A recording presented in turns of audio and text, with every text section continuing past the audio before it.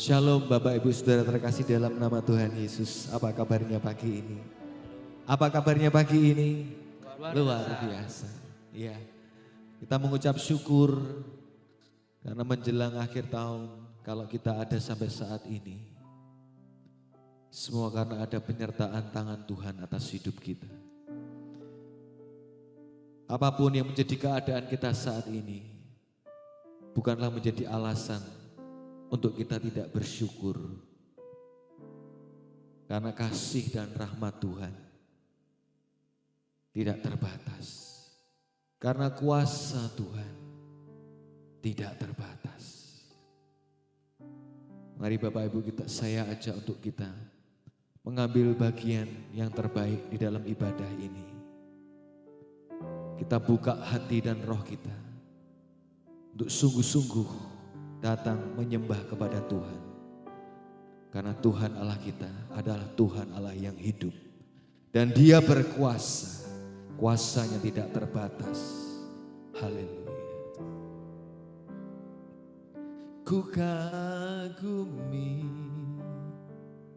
caramu mencintaiku. Kau ada di cerita proses hidupku. Di titik terendahku kau hadir untuk mengangkatku. Ku tahu kau tak menyerah akan hidupku. Ku kagumi caramu mencintaiku. Kau ada di cerita proses hidupku. Di titik terendahku kau hadir untuk mengangkatku. Ku tahu kau tak menyerah akan hidupku. Tak terbatas, tak terbatas kuasa-Mu, tak terduga cara-Mu. Kau yang ku andalkan di setiap langkah hidupku. Tak terbatas kasih-Mu. Amin. Tak terduga jalan-Mu. Kau yang ku percaya di segala musim hidupku. Kita percaya bahwa kuasa Tuhan tidak terbatas. Cara-cara Tuhan tidak terbatas atas hidup kita. Haleluya. Dengan segenap hati kita pujikan. Ku kagumi caramu mencintaiku. Kau ada di cerita proses hidupku. Di titik terendahku kau hadir untuk mengangkatku. Ku tahu kau tak menyerah akan hidupku. Ku kagumi caramu mencintaiku. Kau ada di cerita proses hidupku. Di titik terendahku kau hadir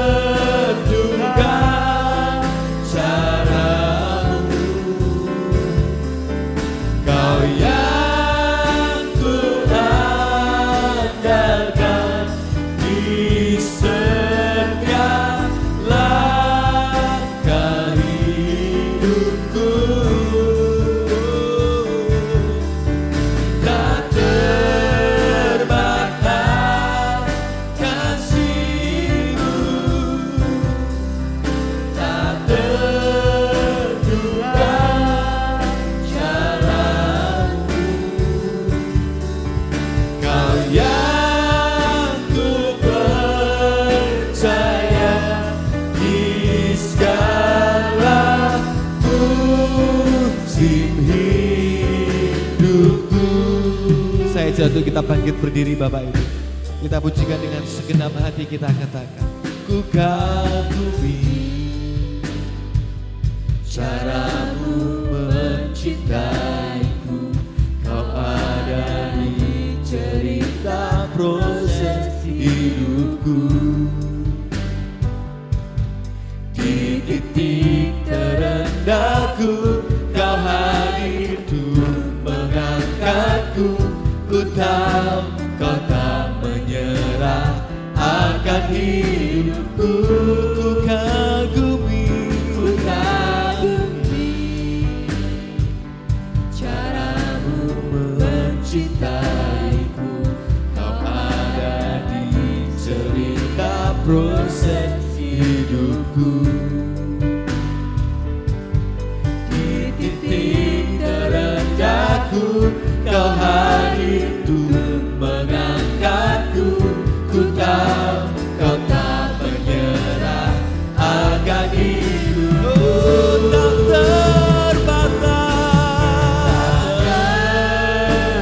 terbatas kuasamu, tak terduga caramu. Kau yang ku andalkan di setiap langkah hidupku. Tak terbatas kasih-Mu, tak terduga jalan-Mu. Kau yang ku percaya di segala musim hidupku. Sekali lagi katakan, tak terbatas, tak terbatas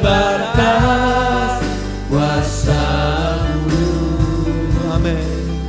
Tak terduga caramu, kau yang ku andalkan di setiap langkah hidupku. Tak terbatas kasih-Mu,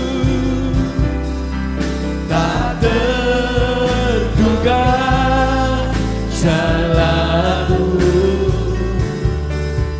Kau yang ku percaya di segala musim hidup. Caramu mengangkatku Tuhan, caramu mengangkatku. Caramu mengubah hatiku, caramu menuntunku. Tak terbatas, tak terbatas di dalam hidupku. Caramu, haleluya, caramu mengangkatku. Caramu mengubah hatiku, caramu menuntunku. Tak terbatas di dalam hidupku.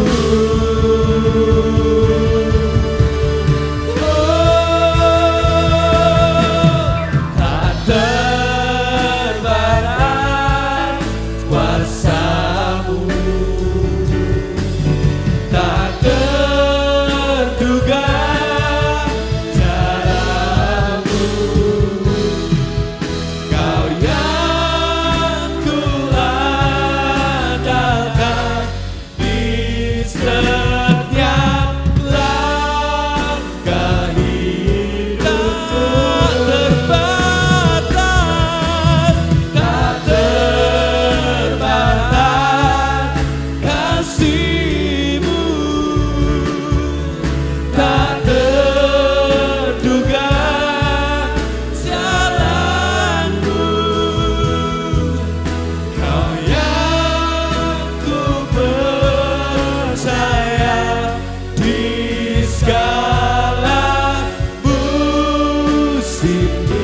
angkat tangan bersama-sama. Kita percaya tak terbatas kuasa Tuhan. Tak terbatas kuasa-Mu, tak terduga jalan. Dialah yang kita andalkan, Kau yang ku andalkan di setiap langkah hidupku. Tak terbatas kasih-Mu, tak terduga jalan-Mu. Kau yang ku percaya di segala musim hidup. Jemaat saja pujikan ini dengan segenap hati, dengan iman. Tak terbatas. Kami percaya Tuhan, tidak ada yang membatasi kuasa-Mu Tuhan. Tidak ada yang membatasi kuasa-Mu Tuhan. Karena kuasa-Mu itu yang terbesar Tuhan. Dan Kau satu-satunya menjadi andalan hidup kami. Haleluya. Sekali lagi dengan iman, angkat suara-Mu. Kasih tak terduga jalan.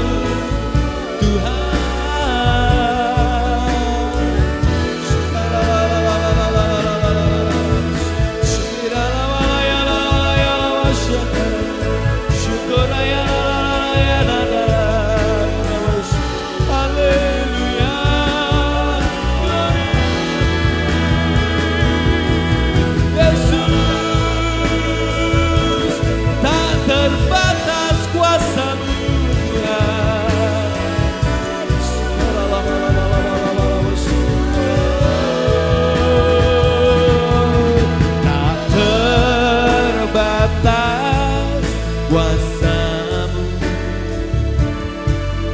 tak terduga cara-Mu. Ini yang menjadi doa kami Tuhan. Ini yang menjadi kekuatan iman kami. Kau satu-satunya andalan hidup kami Tuhan.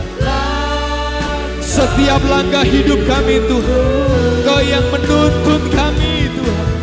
Tak terbatas kasih-Mu,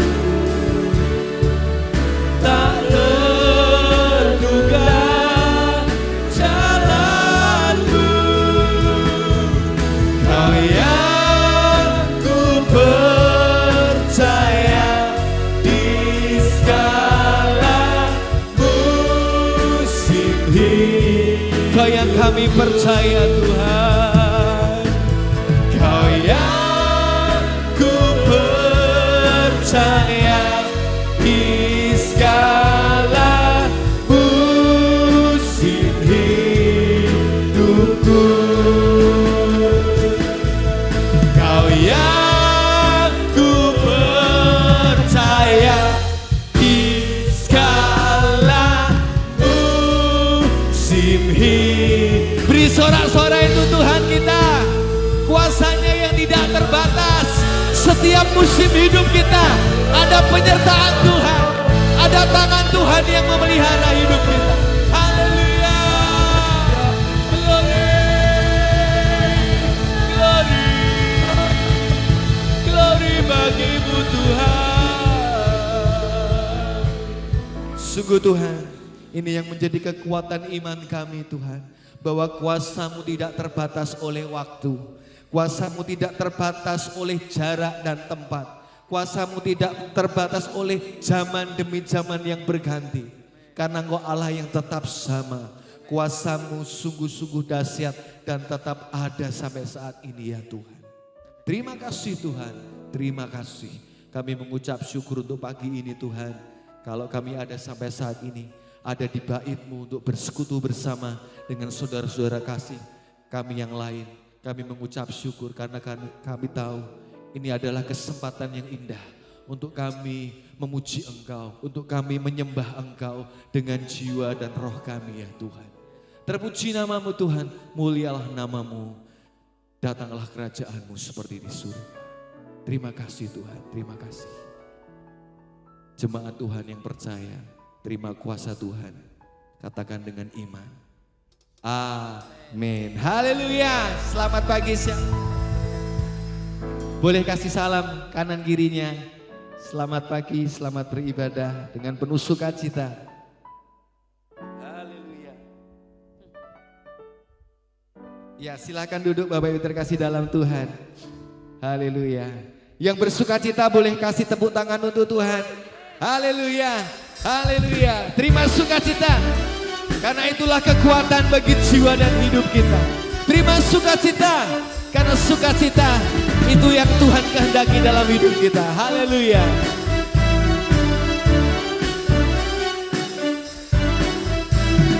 Terima sukacita surga. Itulah kekuatan bagi jiwa. Dapat rasakan kasih-Nya di tengah badai yang bergelora. Terima sukacita surga. Itulah kekuatan bagi jiwa. Dapat saksikan kuasa-Nya, taklukkan badai yang bergelora. Haleluya. Kau ada dalam hatiku, takkan patah semangatku, takkan hilang kekuatanku. Haleluya. Ku mau bersorak bagimu, sukacita surga nyata penuhiku. Terima sukacita, terima sukacita yang daripada Tuhan, karena itulah kekuatan hidup kita. Terima sukacita surga, itulah kekuatan bagi jiwa.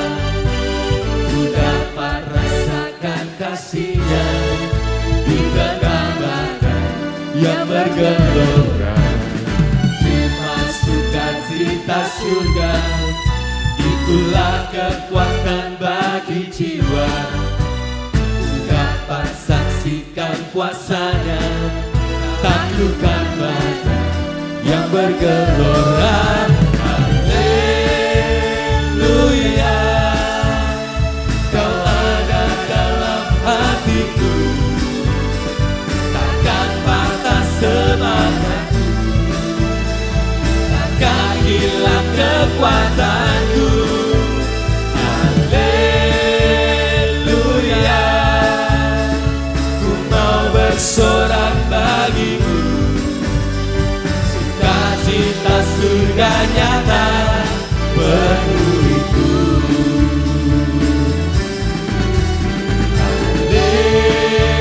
Haleluya, Kau ada dalam hatiku, takkan patah semangat, amin, takkan hilang kekuatanku. Haleluya, ku mau bersorak bagimu, sukacita surga nyata penuhiku. Haleluya, kami mau terima sukacita yang Kau sediakan bagi kami, Tuhan. Haleluya, Kau ada dalam hatiku, takkan patah semangatku, takkan hilang kekuatanku. Haleluya, ku mau bersorak bagimu, sukacita surga nyata penuhiku.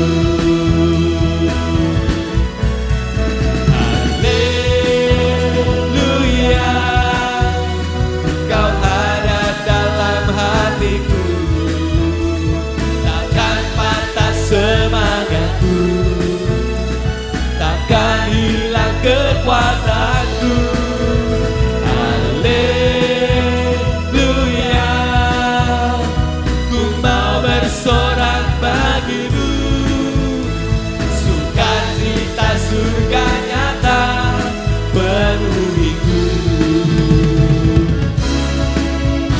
Sukacita surga nyata penuhiku.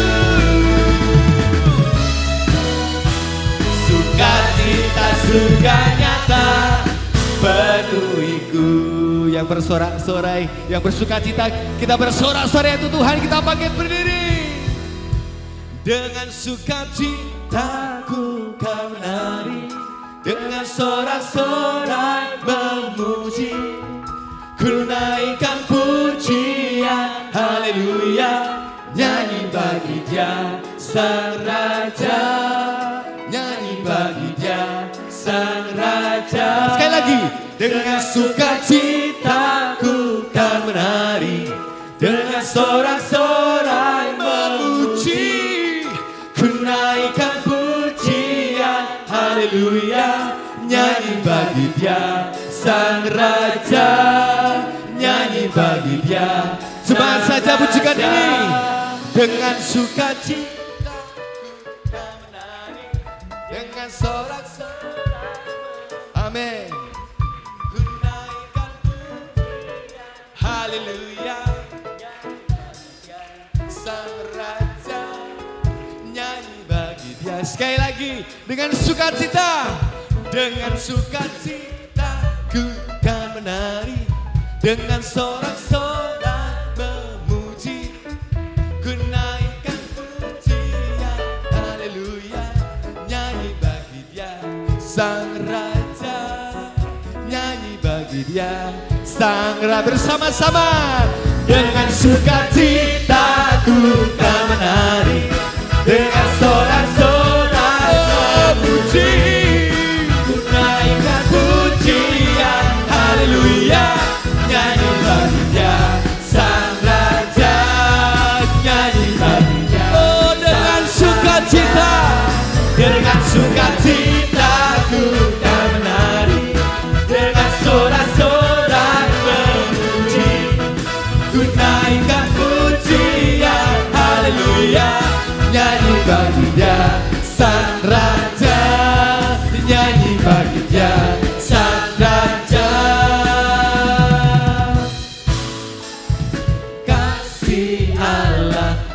berkesudahan, selalu baru setiap pagi. Rahmat-Nya pun tak pernah berakhir seumur hidupku. Kasih Allah tak berkesudahan, selalu baru setiap pagi. Rahmat-Nya pun tak pernah berakhir seumur. Mari bersukacita, dengan sukacita ku tak menari, dengan sorak-sorai haleluya memuji, ku naikkan pujian haleluya, nyanyi bagi Dia Sang Raja, nyanyi bagi Dia dengan sukacita, dengan sukacita ku tak menari, dengan sorak-sorai haleluya, ku naikkan pujian haleluya, nyanyi bagi Dia Sang Raja, nyanyi bagi sekali lagi dengan sukacita, dengan sukacita ku kan menari, dengan sorak-sorai memuji, ku naikkan pujian haleluya, nyanyi bagi Dia Sang Raja, nyanyi bagi Dia Sang Raja, nyanyi bagi Dia Sang Raja, nyanyi bagi Dia Sang Raja. Selamanya beri sorak-sorai untuk Tuhan, karena kasih-Nya membuat kita bersukacita. Haleluya. Sekali lagi beri sorak-sorai untuk Tuhan. Silakan duduk Bapak Ibu terkasih dalam Tuhan. Kita siapkan hati kita menerima kebenaran firman Tuhan. Kita tahu bahwa firman Tuhan adalah bagian yang terbaik dalam ibadah ini. Untuk itu kita siapkan hati, karena itu adalah benih firman yang hidup, yang akan mengubahkan hidup kita. Haleluya.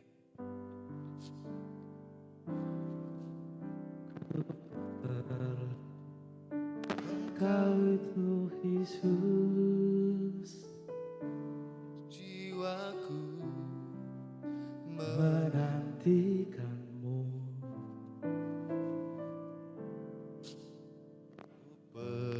Percaya Kau penuh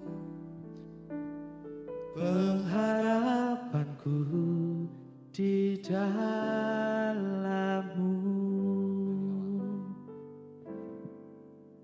Ku perlu Engkau Yesus, haus jiwaku menantikan-Mu. Ku percaya Kau penuh pengharapanku di dalam-Mu. Yesus, hanya Kau yang ku andalkan, melebihi siapapun juga. Yesus, hanya Kau yang ku percaya, di setiap waktu tiada lain yang ku andalkan selain Kau, Yesus. Tuhan Yesuslah yang menjadi andalan hidup kita. Ku perlu Engkau Yesus, haus jiwaku menantikan-Mu. Ku percaya Kau penuh pengharapanku di dalam-Mu.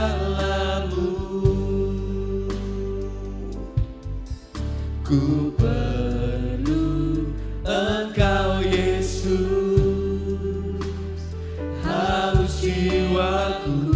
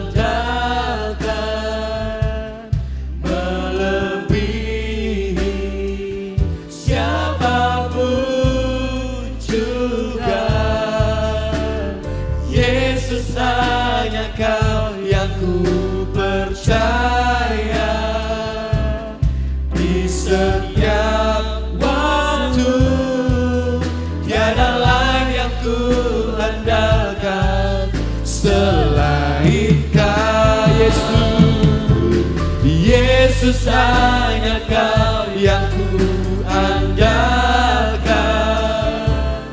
melebihi siapapun juga.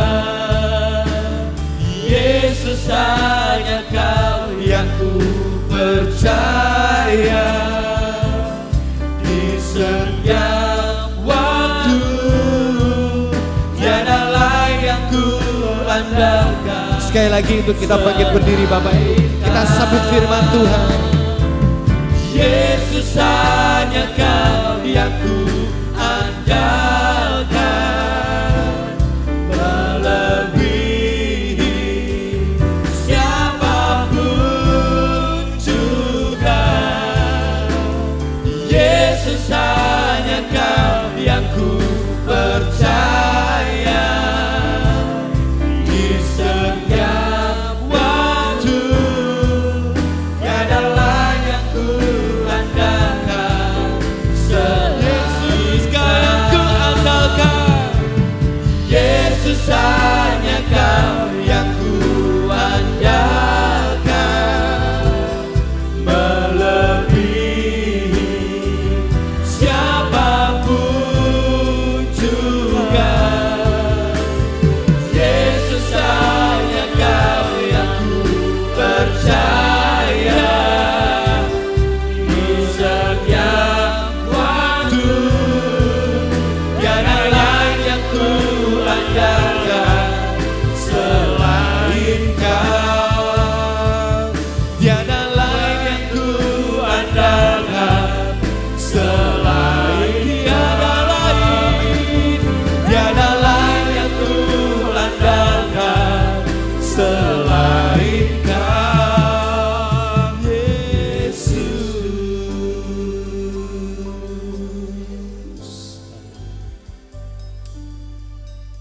Bapa Surgawi, hanya Engkau yang kuandalkan lebih daripada semua hal.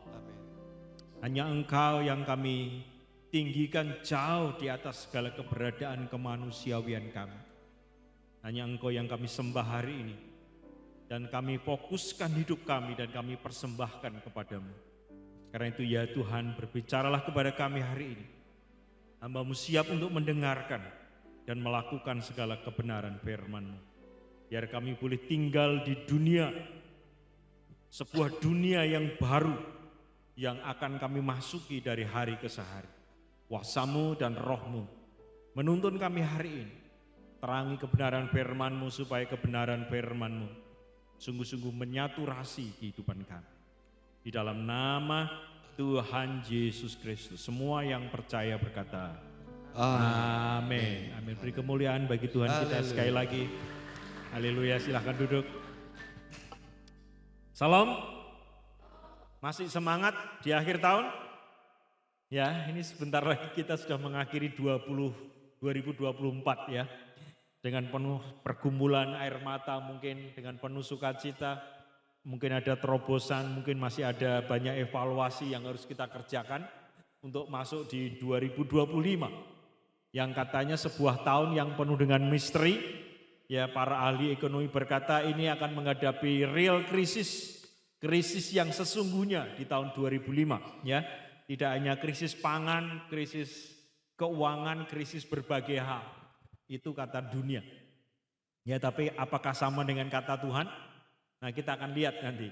Ya, siapa di tengah-tengah tekanan, di tengah-tengah berbagai pergumulan, biasanya akan muncul iman yang besar. Amin. Ya, karena proses itu tidak akan pernah berhenti. Proses itu tidak akan pernah berhenti. Iman yang hebat keluar dari proses-proses yang berat. Ya, kita punya pemimpin-pemimpin besar lahir dari situasi dan keadaan-keadaan yang menekan. Ya, Soekarno lahir karena mengalami tekanan Indonesia yang luar biasa dengan penjajahan, dan akan lahir pemimpin-pemimpin baru di negeri ini pada saat negeri ini menghadapi goncangan-goncangan yang besar. Ya, semua pemimpin besar lahir dari situasi yang menekan dengan sangat besar. Hari ini kita judul khotbah saya itu sebetulnya Science and Religions. Ya, atau ilmu pengetahuan dan agama, atau orang menyebutnya bahasa Indonesia lebih mudah iman dan ilmu, atau ilmu dan iman. Apakah ini bisa dikawinkan? Apakah ini kita bisa bernegosiasi?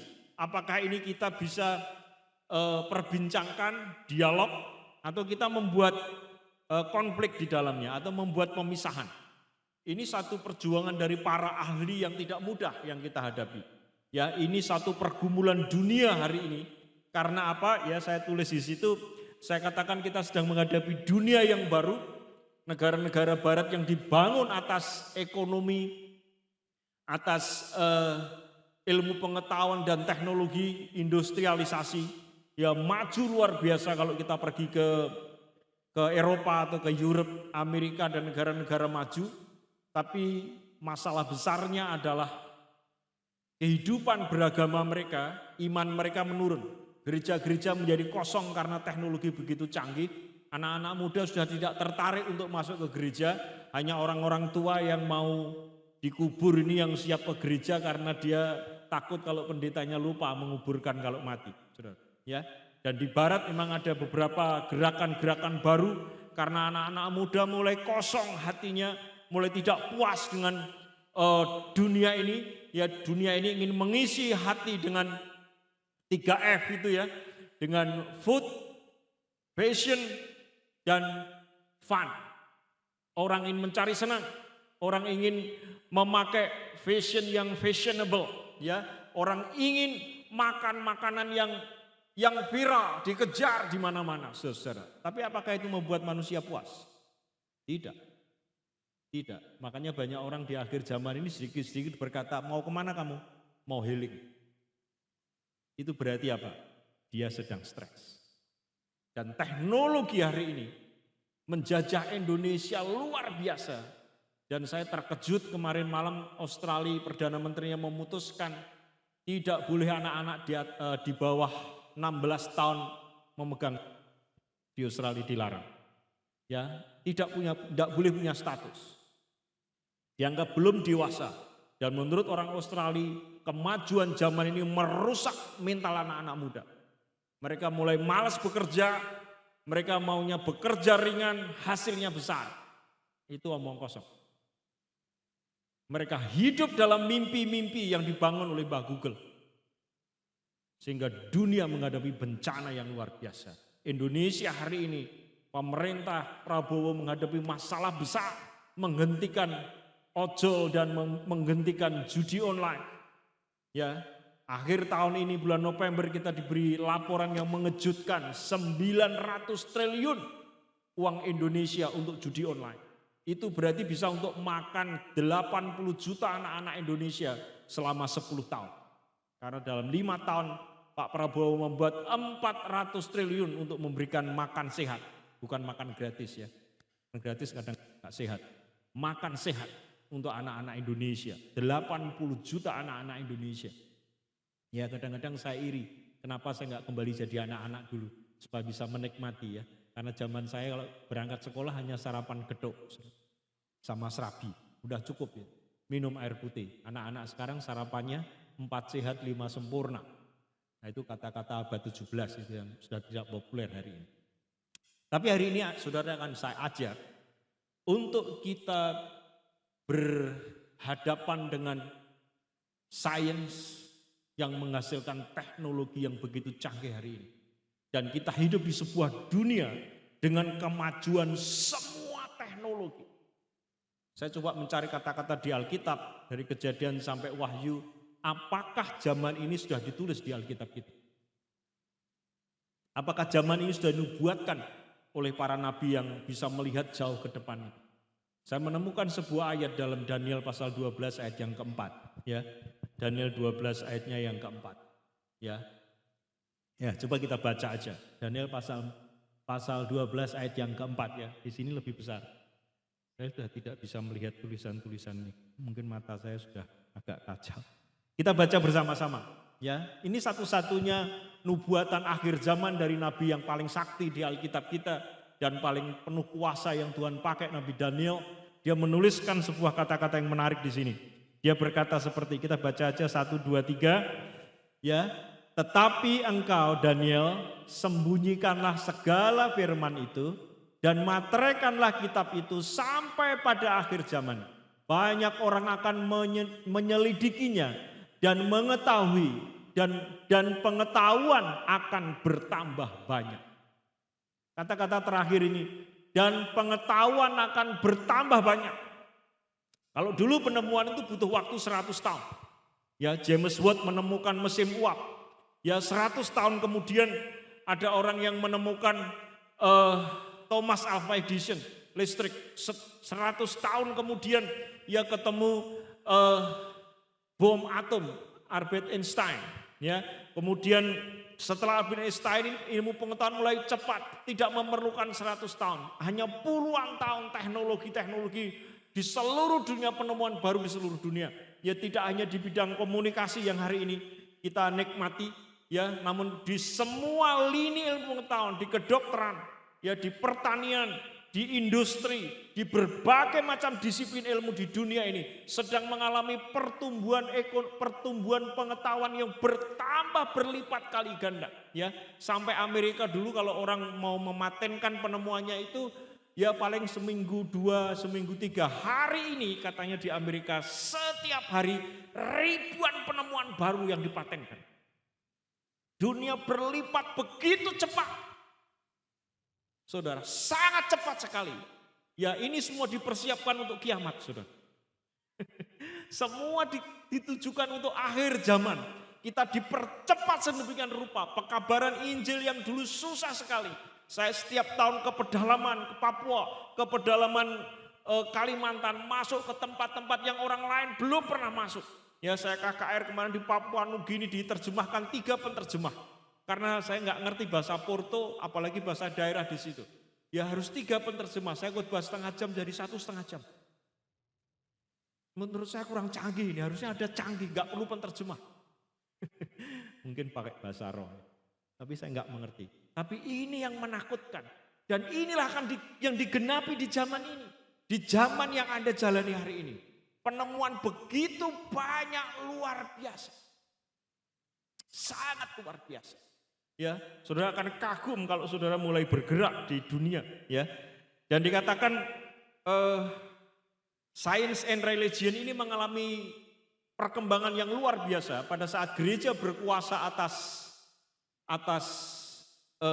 ilmu pengetahuan dan teknologi. Dikatakan awal abad kebenaran, ya kira-kira sebelum reformasi Martin Luther abad 15-16, kebenaran itu, agama itu mendominasi ilmu pengetahuan. Tapi sejak penemuan dunia itu bulat oleh Galileo Galilei yang akhirnya dihukum gantung dan mati.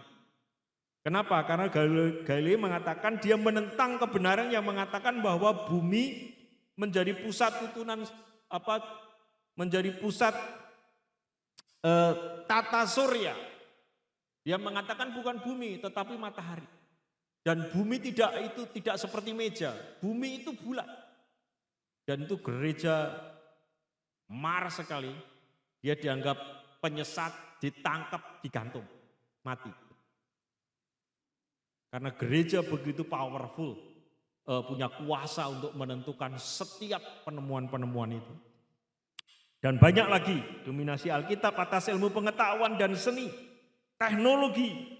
Yang jelas Alkitab Anda itu bukanlah buku teks ilmu pengetahuan dan teknologi. Bukan. Tapi para bapak-bapak gereja dulu menganggap bahwa Alkitab ini sumber ilmu pengetahuan dan teknologi. Sekarang kita mengatakan tidak, ya. Sehingga gereja harus minta maaf atas kesalahan terbesar, yaitu menghukum Galileo Galilei dengan hukum gantung itu. Lalu bagaimana hubungan antara iman dan teknologi? Sekarang kita sudah berlalu. Kalau saya balik, kalau yang dominasi itu ilmu pengetahuan, bagaimana terhadap agama?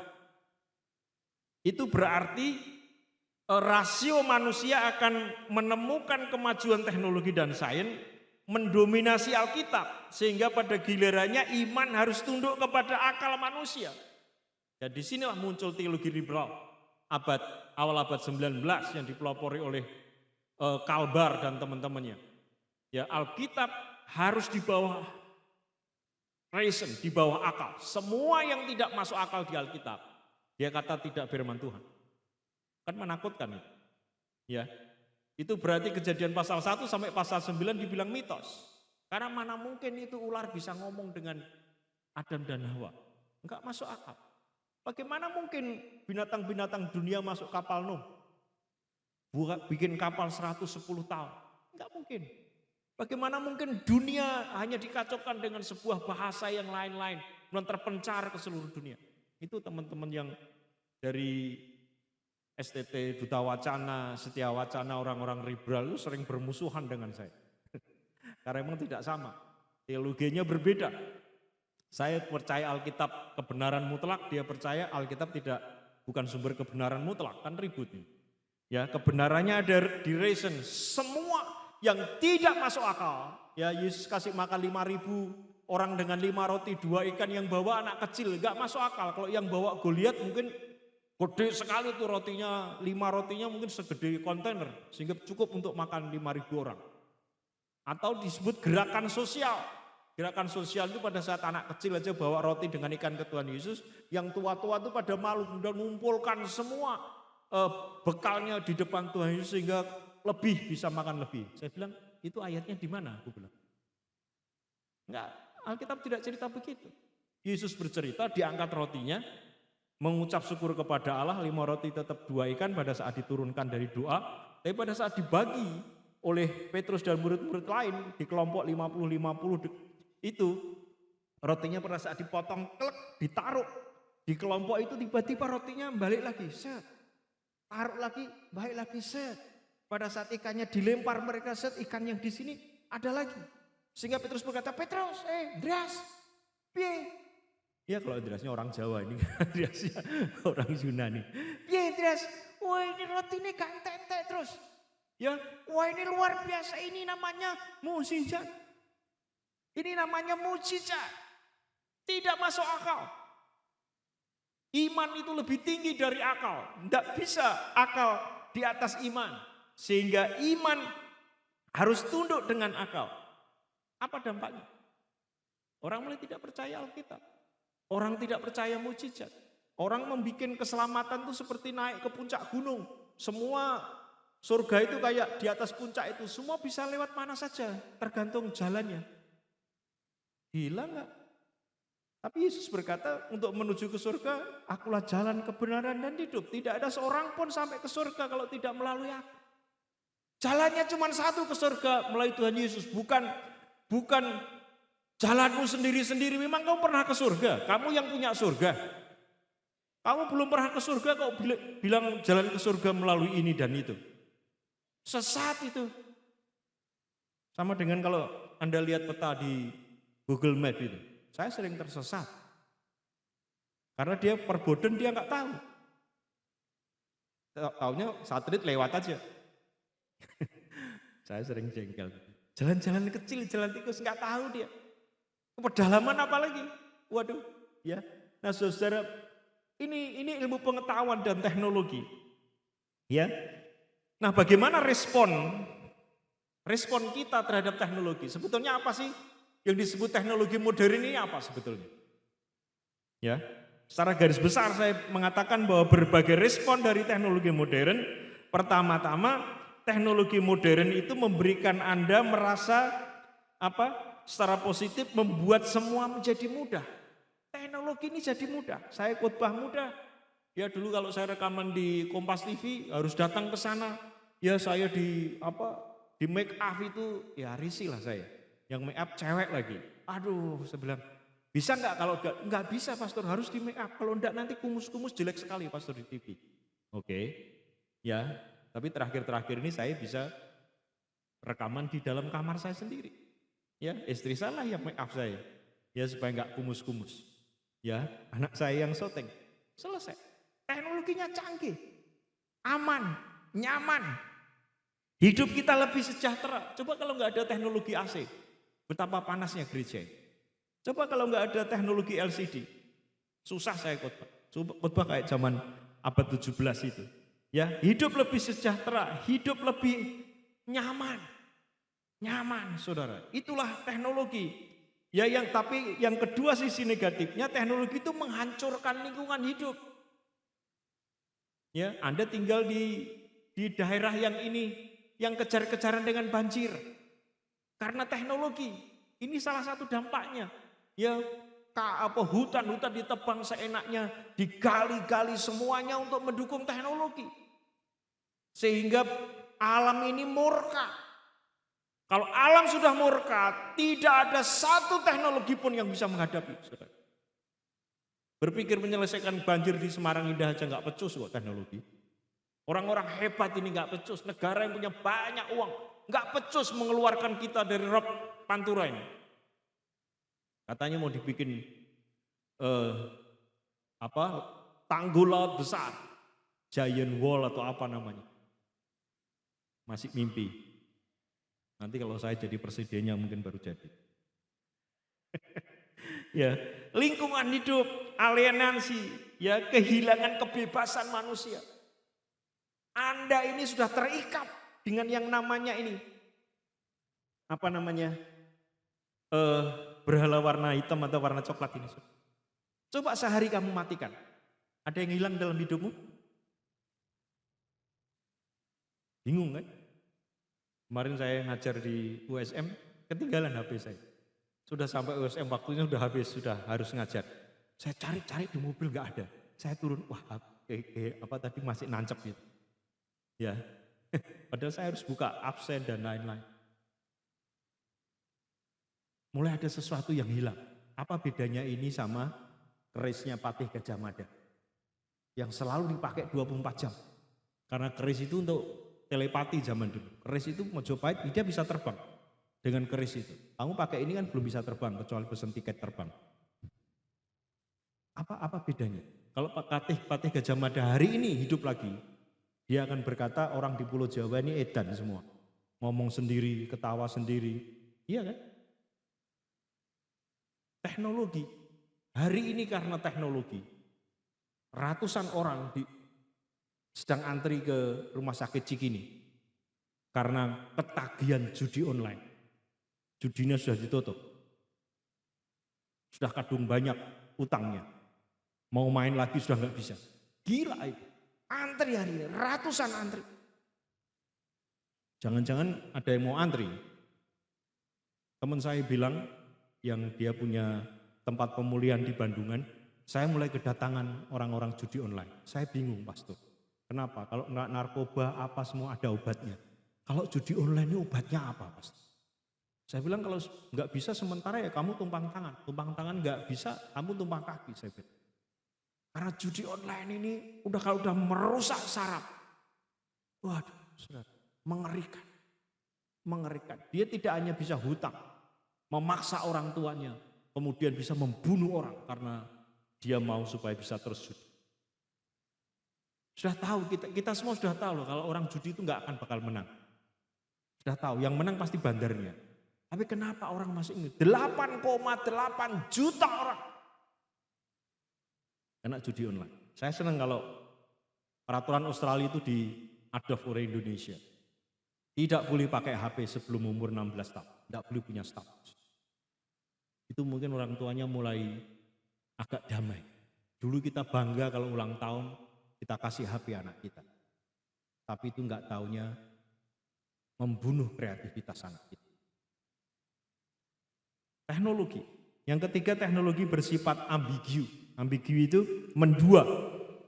Ya tergantung tujuannya.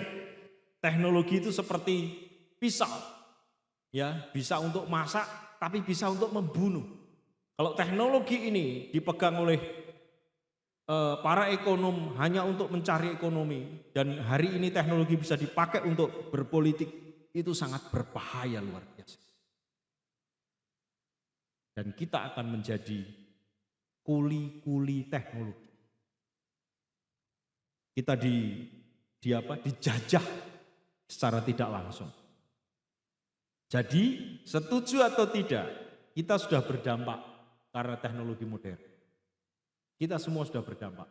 Kita tergantung dengan teknologi modern. Ya, kalau suatu hari listrikmu mati di rumah, semuanya mati, kamu seperti orang bingung kan? Bingung banget itu.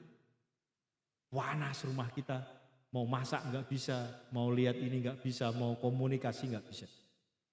Jadi kita sedang berdampak. Dulu nggak ada listrik, saya masih tinggal di kampung tahun 70-an, 80-an, saya nggak ada masalah.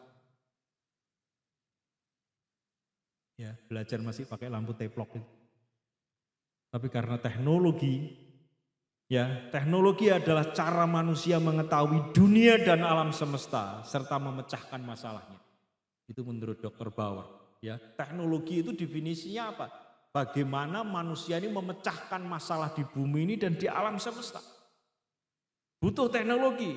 Teknologi hanya alat untuk menciptakan dunia menjadi lebih baik harusnya. Ya, teknologi ini harus membuat manusia lebih baik. Dunia ini menjadi lebih baik. Karena tanpa sains mungkin teknologi dapat berkembang.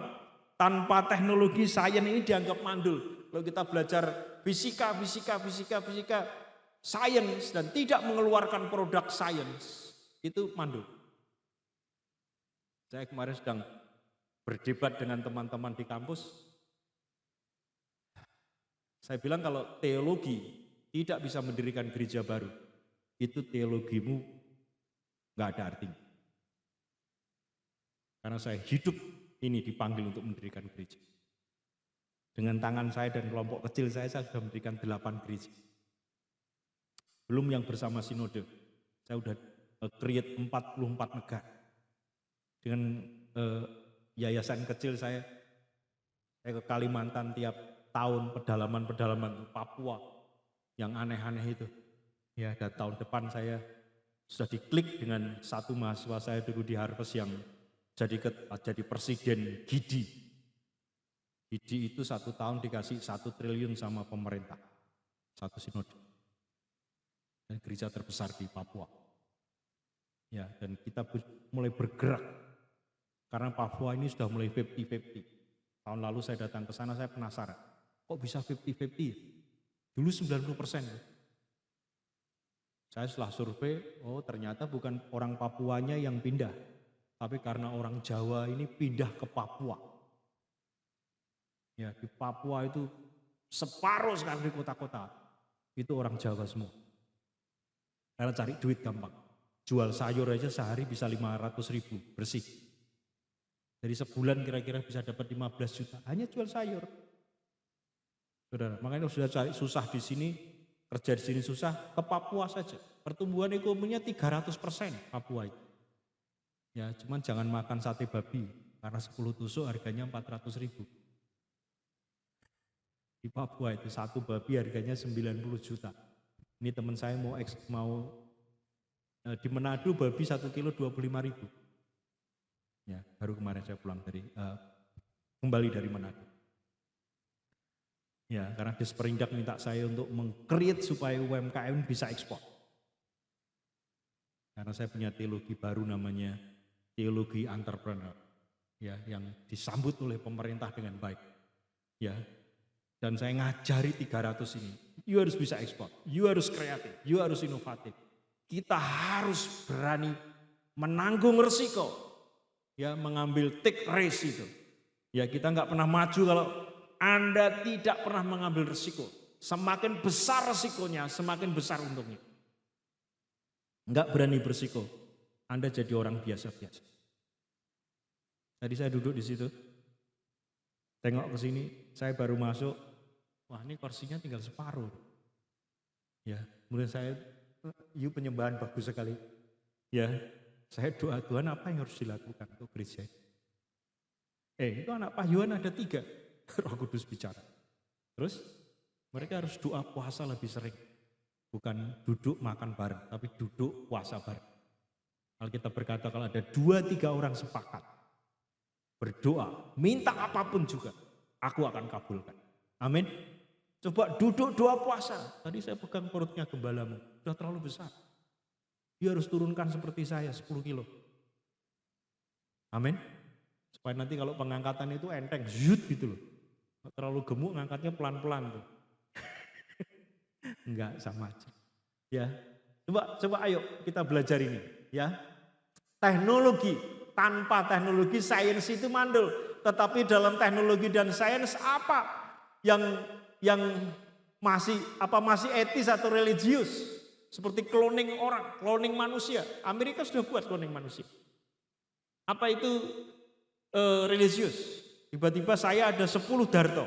Saya tanya ke yang ahli cloning, dia bilang cloning itu hanya DNA daging, Pastor. Rendah hati nggak bisa dikloning, pintar nggak bisa dikloning, karena semua itu proses. Yang bisa dikloning itu Darto yang sombong, Darto yang arogan, Darto yang makannya banyak, itu bisa dikloning. Tapi yang ini nggak bisa. Itu proses yang harus dilewati. Wah, saya bilang benar ya. Jadi nggak bisa dikloning. Ya, tapi Amerika sedang mengkloning kepalanya babi, badannya sapi. Ya, cloning yang berikutnya badannya babi, kepalanya sapi. Pertanyaan saya, haram enggak tuh? itu kan jadi perdebatan di dunia mereka. Dunia kita sih pokoknya makan dalam nama Yesus halal, ya kan? Itu kan teknologi kita, ya.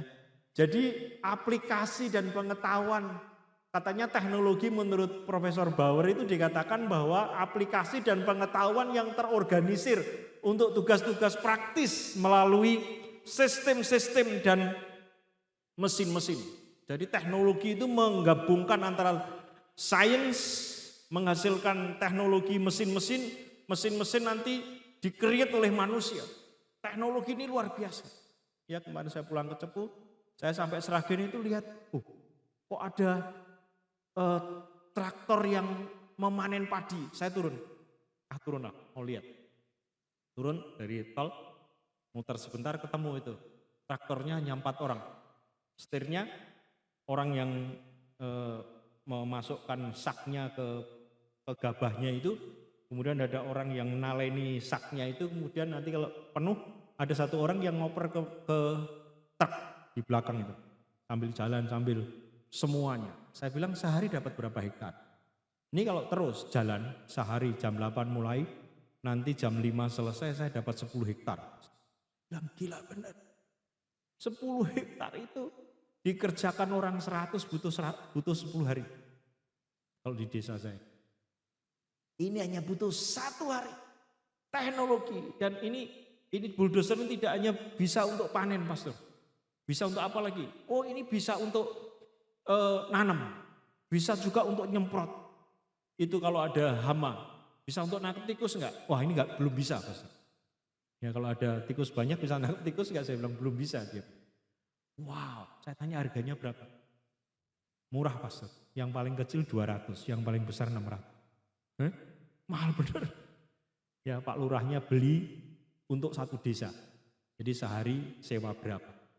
Ya. Jadi orang-orang desa pada nongkrong-nongkrong sekarang. Karena semua sudah dikerjakan dengan teknologi. Semua sudah dikerjakan dengan teknologi. Dan ini luar biasa. Ya. Teknologi dianggap sebagai liberator, dianggap sebagai pembebas, ya. Pembebas apa? Teknologi disambut antusias atau meriah oleh manusia sebab membebaskan manusia dari kelaparan.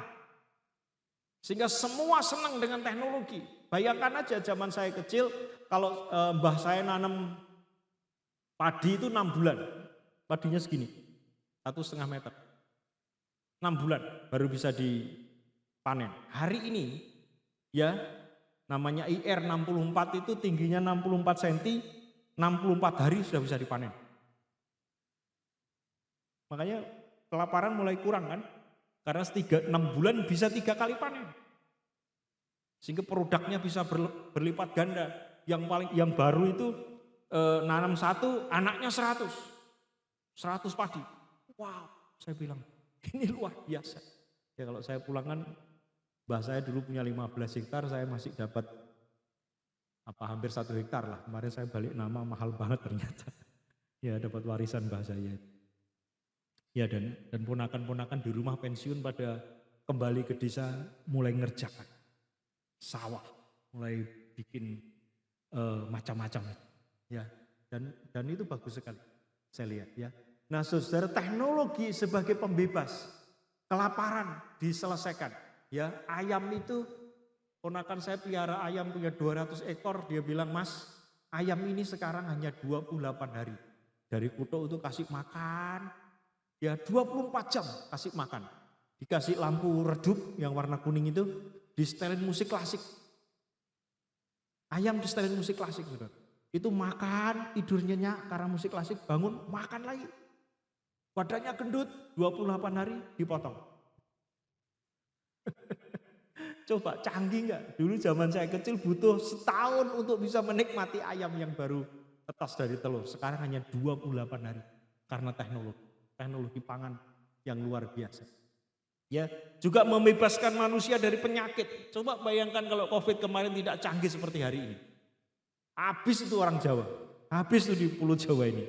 Mengatasi kemiskinan, Jawa Timur berhasil mengentaskan kemiskinan yang ekstrim. Kemiskinan ekstrim itu nggak punya rumah, nggak punya pekerjaan, kadang hari ini makan, kadang besok tidak. Itu kemiskinan ekstrim. Hari ini Jawa Timur semua yang ekstrim dientaskan. Dibikin perumahan yang layak huni, walaupun mungkin perumahannya hanya 3x6, tipe 18 itu. Saya nggak bisa bayangkan itu. Tapi di Telogosari kan ada perumahan tipe 17. Ya yang RSSSS itu. Rumah susah, selonjor satu sak semen itu. Ya, yang menakutkan. Tapi semua udah nggak ada hari ini. Semua udah direnov semua. Teknologi bisa mengentaskan kita dari kemiskinan, penyakit, kelaparan. Teknologi sebagai pemenuhan kebutuhan manusia dan membebas dari banyak keterbatasan kita. Yang pertama, teknologi bisa memenuhi standar kehidupan yang lebih baik. Kehidupan kita lebih nyaman, ya, berkendara lebih nyaman, lebih hebat. Ya, kedua, kesempatan untuk memilih lebih banyak. Teknologi ini bisa membuat pilihan lebih banyak. Kalau engkau beli sepeda motor aja masuk showroom, misalnya Honda, sekarang banyak sekali produknya. Kalau dulu hanya 2, enggak motor laki ya motor cewek. Sudah, cuma 2 macam. Sekarang mungkin bisa 12-20 macam. Ibu-ibu kalau beli tas, beli baju, beli apa, bingung sekarang di online. Ya. Karena teknologi membuat semuanya menjadi murah. Tapi berkualitas. Ya, mempunyai banyak pilihan. Teknologi memberikan banyak pilihan kepada manusia. Lebih banyak waktu yang luang, lebih efisien dalam bekerja. Yang keempat, komunikasi meningkat. Teknologi membawa hidup kita menjadi lebih tinggi. Walaupun sekarang mengatakan dengan teknologi yang baru ini, ya bisa mendekatkan yang jauh, tapi bisa menjauhkan yang dekat.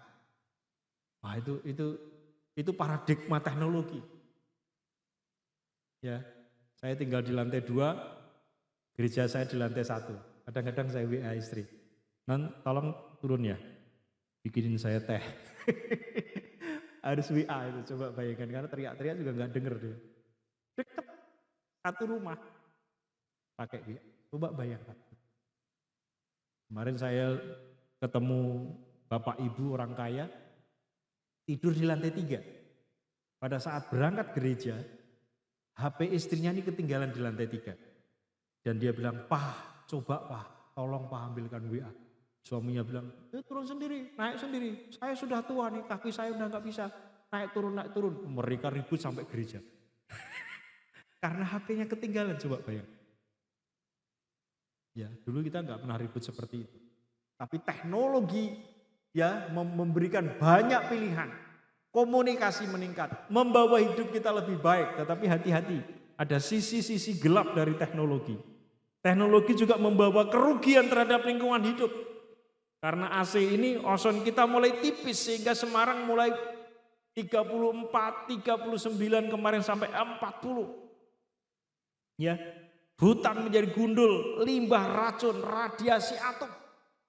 Itu dampak teknologi yang mengerikan, saudara. Keterasingan alam dari manusia. Kita eksploitasi alam luar biasa sehingga kontrol manusia terhadap alam sudah nggak bisa lagi. Anda nggak bisa ngontrol rob. Banjir sebentar lagi. Kemarin nggak tahu Selasa banjir nggak itu Semarang. Ya kan? Teman pulang dari Pemuda ke Telogosari butuh waktu 4 jam. Karena macet semua karena banjir. Nggak tahu wali kota yang baru bisa menyelesaikan nggak? Ya, saya udah ketemu dua-duanya. Saya challenge, you bisa menyelesaikan masalah nggak? Ya, Semarang nih punya banyak masalah. Ya, kalau pagi sampai sore Semarang penduduknya 3 juta lebih. Tapi kalau malam penduduknya tinggal 1,7. Yang lain kemana? Pulang ke Demak, pulang ke Purwodadi, pulang ke Kendal, pulang ke Salatiga. Semarang ini memberi makan 4 kabupaten. Makanya susah sekali mengangkat. Beda dengan Solo. Kalau Solo itu, waduh, ya Boyolali datang bawa susu dan duitnya. Sragen, Klaten, Karanganyar, semua didukung oleh 4 kabupaten yang surplus secara ekonomi. Semarang didukung oleh 4 kabupaten yang minus secara ekonomi. Semarang tidak bawa duit tapi ngambil duitnya orang Semarang. Nah ini challenge besar. Ya, saya bilang ke Mas Yoyo, ini challenge besar kamu kalau kamu jadi wali kota. Bagaimana caranya membagi kue ke 4 kabupaten yang lain. Ya, teknologi harus bisa. Ya, karena teknologi dikatakan teknologi menjadikan pemusatan kekuasaan pada ekonomi, politik, sehingga hanya negara atau pribadi yang punya teknologi yang makmur, yang lain menderita karena teknologi. Negara-negara yang punya teknologi tinggi makmur, tapi negara yang tidak punya teknologi, dia menjadi kuli dari teknologi. Dia menderita karena teknologi. Teknologi yang sangat besar, penuh resiko. Nah itu harus disadari saudara. Ya, padat modal, sabotase, kecelakaan, dan tergantung kepada ahlinya. Jadi teknologi satu sisi membawa kedamaian, kenyamanan, kemudahan. Tapi di sisi gelap yang lain, teknologi ini membawa sebuah bencana baru. Ya, yang terakhir, saudara. Bagaimana sikap kita terhadap teknologi sebagai orang-orang yang beriman? Bagaimana sikap saudara dan saya? Ya, sikap kekristenan yang lebih realistis terhadap teknologi, kita tidak dapat mengagungkan teknologi sebagai penyelamat dunia. Karena ada orang yang mengatakan dengan teknologi saya bisa selamatkan dunia. Saya kira dalam kekristenan nggak bisa. Tetapi teknologi hanya sebuah alat, dia bukan Tuhan. Dia hanya alat, dia bukan Tuhan. Hanya Tuhan yang dapat mengatur dan menyelamatkan dunia. Katakan amin. Ya, teknologi nggak bisa. Ya, jangan terlalu optimis dan pesimis terhadap teknologi. Ya, kita harus berdiri netral. Alkitab mengajarkan kita untuk berbagi dari buah teknologi. Harusnya teknologi ini harus kita bagi hasilnya kepada orang-orang di sekitar kita. Ya, jadi teknologi manusia harkatnya harus makin dihargai. Karena harkat manusia mulai turun, teknologi yang mengganti. Nanti Anda nggak perlu ngundang saya di satu titik tertentu kalau teknologi AI ini mulai berhasil. Kecerdasan buatan itu. Robotnya mulai jago. Suruh khotbah di sini dia lebih jago dari saya robotnya. Kamu tinggal klik aja judulnya apa dia bisa ngoceh, tinggal atur berapa menit. Nanti yang khotbah robot, Anda dengar robot, bayangkan aja. Ya, dan itu menakutkan. Ya, harkat manusia harus terus dihargai. Menjaga lingkungan alam dan manusia harus semakin harmoni. Bukan kita ini bergumul dengan alam luar biasa. Tadi saya tanya sama Pak Gembalamu, rumahmu di mana? Di sebelah Pak Yohan. Oh, banjir enggak? Banjir. Ini kalau dinaikkan lagi, depan dinaikkan setengah meter kan sudah sama dengan gereja ini. Ya tempatnya dia tenggelam rumahnya. Rumahnya tidak dinaikkan tapi jalannya naik terus. Kita bisa bayangkan ya. Harusnya teknologi bisa membuat rumah ikut lebih tinggi dari jalannya. Nggak tahu dipasang per atau apa rumahnya atau dipasang dongkrak hidrolik sehingga kalau jalan naik tinggal diklek, klek rumahnya naik, sak, sak, sak. Orang pedalaman Kalimantan lebih canggih. Ya, saya kalau ke Sintang, saya selalu bilang, pastor mau tinggal di mana? Saya mau di hotel yang pinggir sungai. Ya, itu hotel bawahnya kayu-kayu besar itu, mau ditaruh kayu di atasnya sehingga kalau banjir hotelnya naik. ngikuti permukaan air. Kalau surut ya turun. Restorannya juga di situ. Nah, kalau gereja ini bisa bikin kayak gitu kan enggak perlu susah-susah ya kan.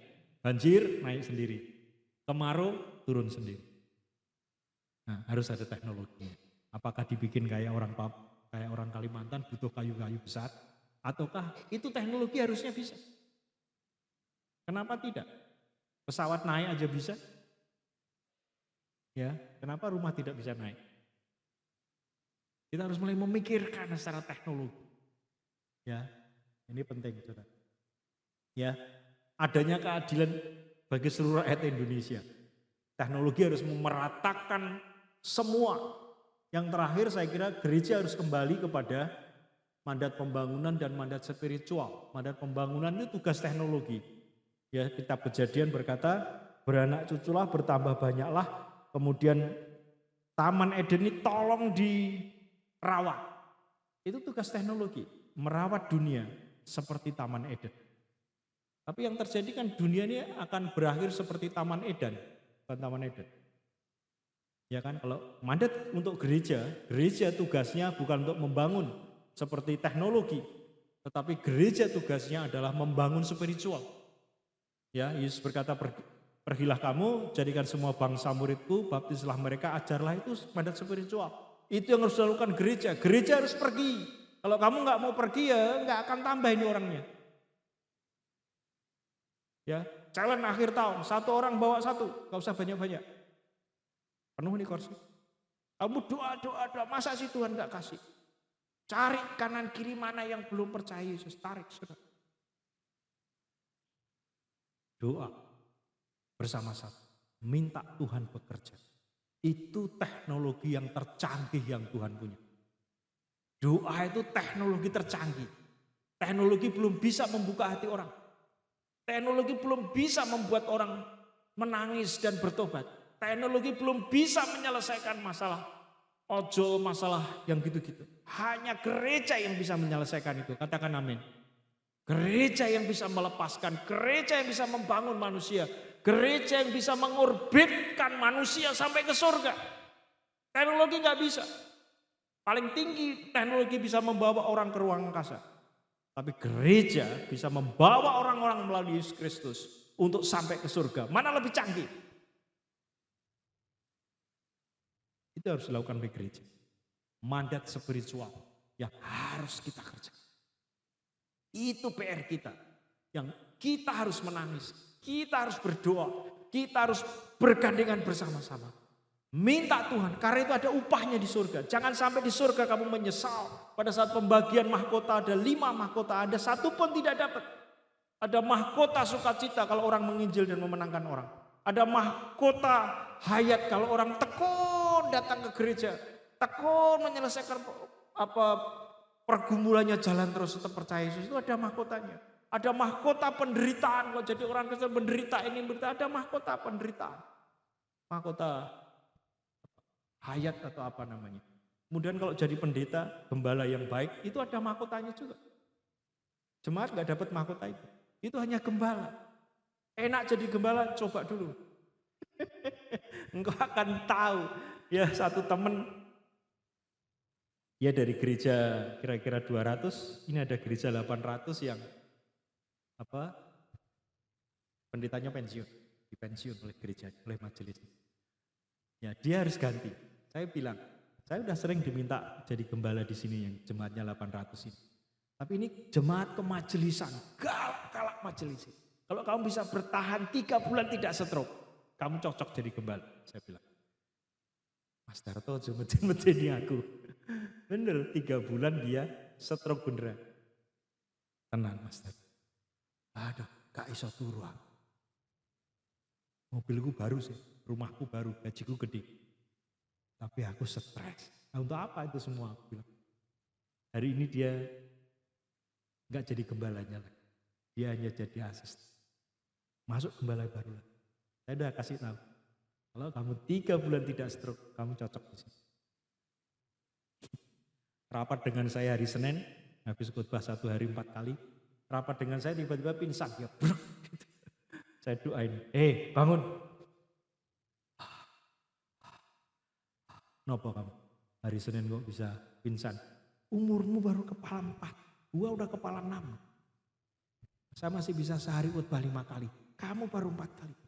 Dia bilang, aduh, apa? Dan saya bilang, ya, kamu kurangi. Jangan terlalu visioner. Minta kekuatan Tuhan. Seminggu kamu harus doa puasa 2 kali. Jangan kalah sama Jokowi. Kalau Senin dia nyenen, kalau Kemis dia ngemis.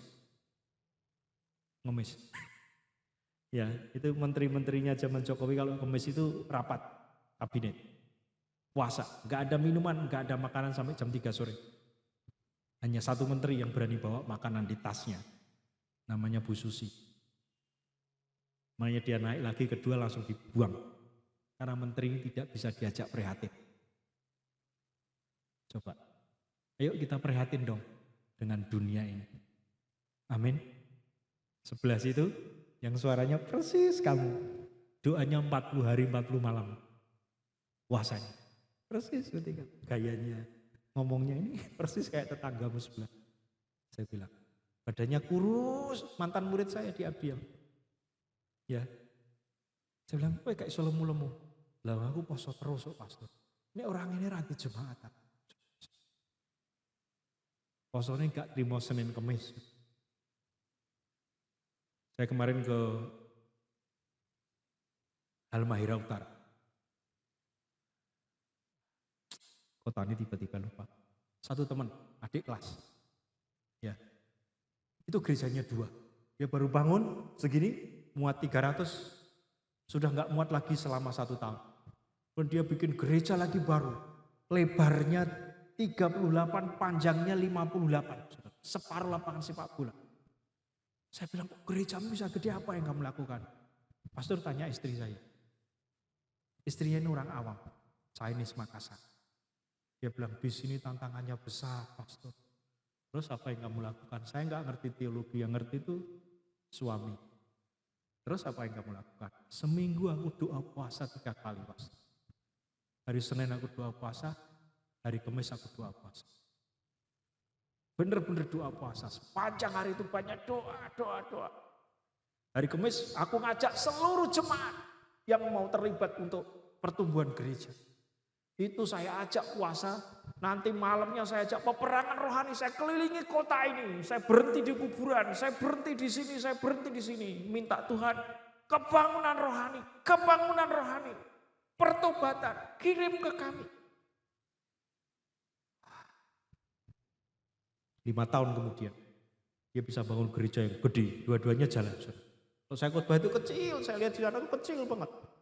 58 panjangnya. Saya bilang, aku harus belajar sama kamu. Ya pastor, gak ada cara lain. Pastor harus bayar seperti saya. Kemudian saya terbang ke adiknya, dulu murid saya yang belajar di Pak Subekti itu. Sekolah kitab yang di Puri Anjasmoro. Ya, adiknya di daerah sini, di daerah apa itu, satu pulau. Ya, aduh, itu juga luar biasa. Itu suami istri gila. Istrinya sama dengan yang sana tadi. Seminggu doa 3 kali. Doa puasa. Bukan puasa berdoa. Doa puasa. Saya bilang, kamu ini ajar. Tuhan bisa pakai. Tiba-tiba orang datang ke sini. Kemarin kebangunan rohani itu 6 bulan. Saya sampai bikin kolam baptisan di sebelah pastori. Karena orang datang minta dibaptis, Sewaktu-waktu kemudian ada tim yang membawa orang-orang untuk diajar di sekolah-sekolah. Di SOM itu. Sekolah School of Ministry. Waduh, saudara. Dan saya lihat getaran. Saya khotbah itu saya baru 20 menit saya udah gak tahan di ruangan itu. Roh itu bekerja luar biasa. Kemudian yuk kita nyanyi aja. Tiba-tiba orang bisa dilawat Roh Kudus berbahasa roh. Dan saya bilang aku gak tahan. Aku turun saya kasih gembalanya Yuna. Saya bilang saya udah gak bisa berdiri. Saya gemetar. 1 minggu saya KKR. Minggu terakhir saya gak bisa jalan. Karena terlalu lama dari pagi seminar malam KKR. Seminggu itu. Gak bisa jalan, lutut saya habis olinya harus disuntik. Wah itu luar biasa. Mau jemaat Anda canggih seperti teknologi hari ini? Enggak ada cara. Teknologi yang tercanggih di Alkitab adalah hanya dekat Allah saja. Doa, puasa, akan terjadi kebangunan. Enggak ada cara. Mari kita berdoa. Yesus, terima kasih atas waktu yang Kau sediakan hari ini. Untuk kami boleh merenungkan kebenaran firman. Untuk kami boleh mengerti apa itu teknologi, kelebihan dan kekurangan. Sehingga kami dapat mengatasi hidup di tengah-tengah teknologi ini ya Tuhan. Kuasai hati kami dengan Roh-Mu. Bawa kami untuk kami bertekuk lutut di hadapan. Untuk mendekatkan diri kami kepada-Mu ya. Terima kasih Yesus. Engkau Tuhan yang ajaib. Engkau Allah yang tidak pernah meninggalkan kami. Ku ingin selalu bersekutu denganmu, menikmati hadiratmu, biarkan Roh-Mu tinggal dalam hidupku. Sungguh indah bersamamu selamanya.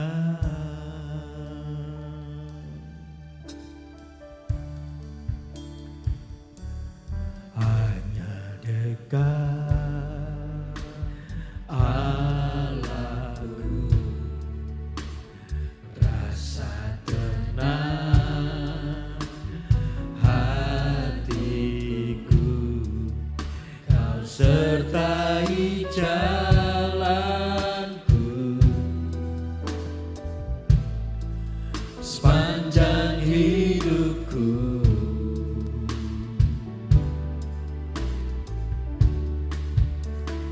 Hanya dekat padamu ada kekuatan baru. Kaulah perlindunganku, keselamatanku.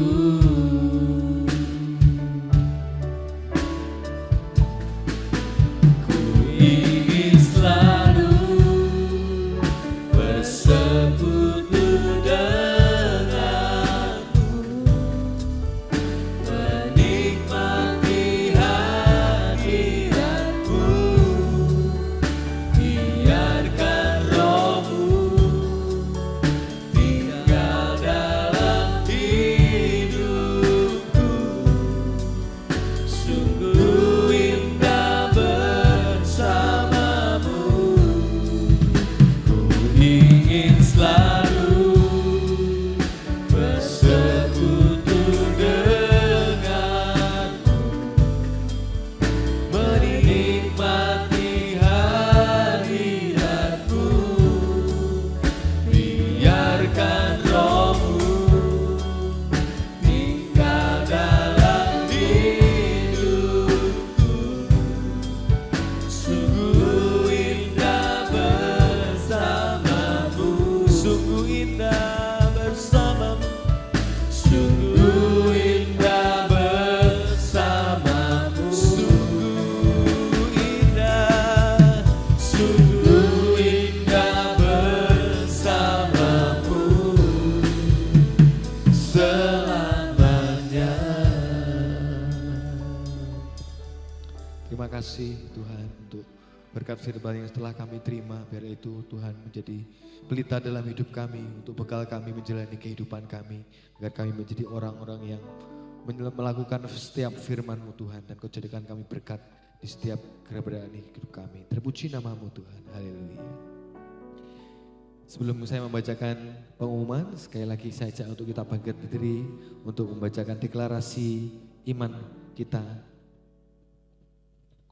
Deklarasi hidup berkemenangan, surga terbuka nyata di bumi. 1, Tuhan Yesuslah yang terutama dalam hidupku dan hidupku melekat kepadanya. 2. Di dalam nama Tuhan Yesus, di dalam hidupku tidak ada lagi kedagingan, kutuk keturunan, tali maut, kenajisan, perjinahan, perceraian, dan hati yang beku menyakiti hati Tuhan. 3. Aku dibebaskan dari sifat dan karakter amarah, kebenaran diri, garam, sombong, lari dari rencana Tuhan. 4. Aku punya gambar diri yang utuh dan positif dan tidak ada lagi kelemahan dalam roh, jiwa, dan tubuh. Di mana aku berada jadi terang dunia. 5. Aku dibebaskan dari masalah kerugian, kutuk kebangkrutan, kutuk berhutang, kutuk kegagalan, kutuk kemiskinan, pahit hati, dan jiwa terluka dengan darah anak domba Allah. 6. Aku percaya bahwa dalam suka maupun duka, di atas gunung atau di lembah, dalam tangis ataupun tawa, dalam berkat maupun pencobaan, Tuhan Yesus selalu ada menyertaiku dan tidak pernah meninggalkanku. 7. Tuhan Yesus jauh lebih besar dari masalahku dan Dia sanggup mengubah jalan buntu menjadi jalan keluar yang membawa kemenangan bagiku. Pertolongannya tidak pernah terlambat, waktunya tepat untuk menjawab semua doa-doaku. 8. Manisnya hidupku tidak tergantung dari banyaknya harta kekayaanku, namun seberapa bersyukurnya aku akan segala hal yang ada dalam hidupku. 9. Terjadi pemulihan bagi rumah tanggaku, keluargaku, kesehatanku, pendidikanku, dan ekonomiku. Aku diberkati dengan mudah dan limpah untuk memberkati banyak orang. 10. Tuhan akan membawa hidupku tetap naik dan bukan turun, menjadi kepala dan bukan ekor. Deklarasi ini kami perkatakan dengan kekuatan iman dan kedaulatan Tuhan Yesus menjadi nyata. Amin. Dipersilahkan duduk. Pertama-tama atas nama Bapak Gembala Sidang dan Pengurus dari GPI Semarang Indah, kami mengucapkan terima kasih kepada Bapak Pendeta Darto Sagius yang telah melayani serta membagikan berkat firman, dan kiranya doa kami Tuhan Yesus makin memberkati dan memakai pelayanan Bapak Pendeta Darto makin bagi kemuliaan nama Tuhan Yesus. Untuk ibadah onsite kita minggu depan tanggal 1 Desember akan diadakan pukul 8 pagi dan firman Tuhan akan disampaikan oleh Bapak Gembala Sidang, Bapak Pendeta Yohanadi Prayetno. Bagi jemaat yang belum bisa hadir secara onsite, tetap dapat mengikuti ibadah secara online pada pukul 5 sore di channel YouTube GPI Semarang Indah. Anggaran dana yang dibutuhkan untuk acara Natal dan Tahun Baru adalah sebesar Rp65.850.000 dan persembahan yang telah diterima adalah sebesar Rp18.560.000 dan janji iman panitia yang sudah masuk adalah besar Rp6 juta, sehingga dana yang masih dibutuhkan adalah sebesar Rp41.290.000. Bapak Ibu yang ingin mendukung acara tersebut di atas dapat memberikan persembahannya melalui amplop persembahan khusus Natal dan Tahun Baru yang telah kami sediakan. Untuk mendukung pendanaan acara Natal dan memeriahkan ibadah ucapan syukur Tahun Baru, ibadah GPI Semarang Indah menawarkan kaos seragam yang akan dipakai bersama-sama pada acara perayaan Natal atau Christmas Carol pada tanggal 25 Desember.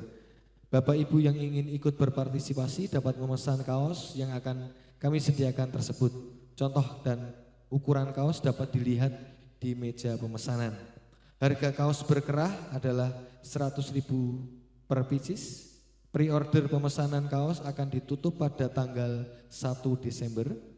Dan adapun penawaran yang kami berikan ini bersifat tidak wajib, dan apabila Bapak Ibu tidak memiliki atau tidak memakai kaos tersebut, Bapak Ibu tetap bisa hadir dalam ibadah ucapan syukur yang akan diadakan pada tanggal 25 Desember.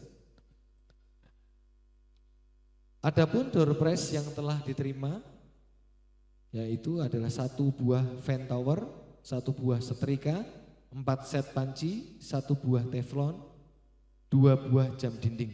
Dan panitia Natal masih membuka kesempatan bagi Bapak Ibu yang rindu berbagi berkat melalui acara door prize yang akan diadakan dalam acara Natal dan Tahun Baru. Bapak Ibu dapat bisa menghubungi sekretariat gereja atau salah satu panitia Natal.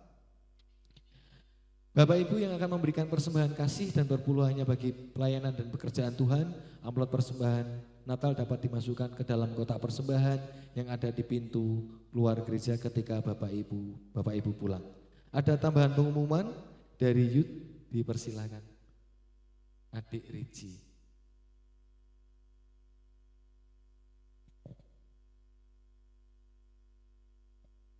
Shalom jemaat yang dikasihi Tuhan. Kami dari Youth Philadelphia akan mengadakan Youth Spesial Natal dengan tema Victory of Light yang akan diadakan pada hari Sabtu tanggal 14 Desember tahun 2024 pukul 5 sore di ruang ibadah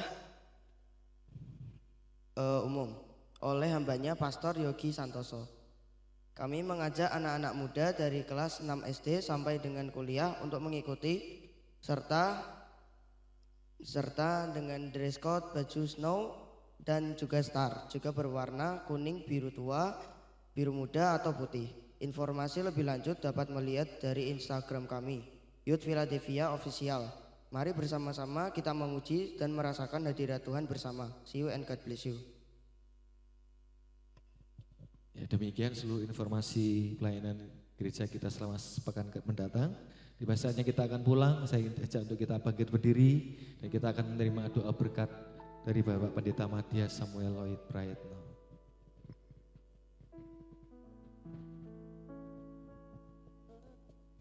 Mari Bapak Ibu dikasihi Tuhan, kita akan bersama-sama berdoa untuk mengakhiri ibadah kita pada hari ini. Kami bersyukur Tuhan buat anugerah-Mu, buat kebaikan Tuhan dalam kehidupan kami. Kalau hari ini kami boleh bersama-sama ada di dalam rumah Tuhan, untuk menaikkan pujian penyembahan kami di hadapan Tuhan, dan kami juga boleh diberkati oleh berkat firman Tuhan yang sudah dibagikan. Kami berdoa biarlah setiap benih-benih firman yang sudah dibagikan boleh jatuh di tanah hati kami yang baik dan berbuah untuk kemuliaan akan nama Tuhan. Bapak yang dikasihi Tuhan, pada hari ini mari angkatlah kedua tanganmu kepada Tuhan. Pulanglah dan terimakan berkat dari Tuhan kita Yesus Kristus. Diberkatilah engkau dengan kesehatan yang baik. Diberkatilah keluarga dan rumah tanggamu. Diberkatilah usaha dan pekerjaanmu, dan diberkatilah segala hasil pekerjaanmu, karena Tuhan yang menyertai engkau. Tuhan akan memberkati dan melindungi engkau. Tuhan menyinari engkau dengan wajahnya dan memberikan kepadamu kasih karunia-Nya. Tuhan menghadapkan wajahnya kepadamu dan akan memberikan kepadamu damai sejahtera. Mulai saat ini sampai Yesus yang kita kasih datang untuk kali yang kedua. Mari kita semua yang percaya terima berkat Tuhan, katakan dengan iman bersama-sama. Amin. Tak terbatas kuasa